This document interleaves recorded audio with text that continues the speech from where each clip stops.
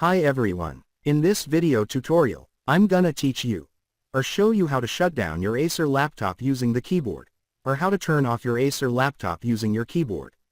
This is a very easy and quick tutorial, friends.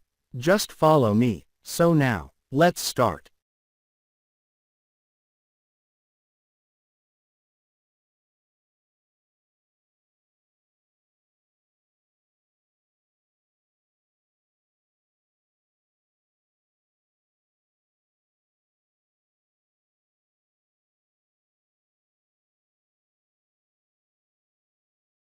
That's it. Of how to shut down your Acer laptop using the keyboard, or how to turn off your Acer laptop using your keyboard. That's it for this video, guys.